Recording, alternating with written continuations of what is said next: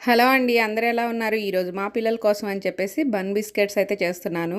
కొంచెం హెల్తీగా ఉంటదని చెప్పేసి మైదాతో పాటు ఒక కప్పు గోధుమ పిండి, దాంతో పాటు ఒక హాఫ్ కప్ అయితే రాగి పిండి కూడా తీసుకున్నానండి.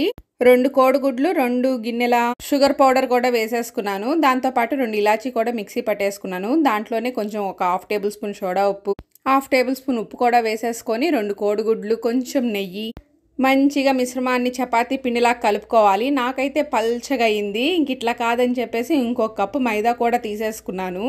ఈ విధంగా చపాతీ పిండిలా కలుపుకొని ఒక హాఫ్ అన్ అవర్ పాటు పక్కన పెట్టేసుకోవాలి. చపాతీలు చేసుకొని చక్కగా బిస్కెట్లలాగా మనకి ఏ సైజు కావాలో ఈ విధంగా రౌండ్గా తిప్పేసి ఆయిల్లో డీప్ ఫ్రై చేసుకున్నాం అంటే బన్ బిస్కెట్స్ రెడీ అయిపోయినట్టే. ఇవి అయితే కొంచెం మెత్తగా వచ్చినాయి. ఆయిల్ మీడియం ఫ్లేమ్లో పెట్టేసుకొని బిస్కెట్స్ అన్నీ వేసుకొని సిమ్లో పెట్టేసుకొని ఒక పావు గంట సేపు వేపుకోవాలండి. కలర్ చేంజ్ అయ్యేంత వరకు. అంతే, బన్ బిస్కెట్స్ రెడీ అయిపోయింది. దాంతోపాటు కొన్ని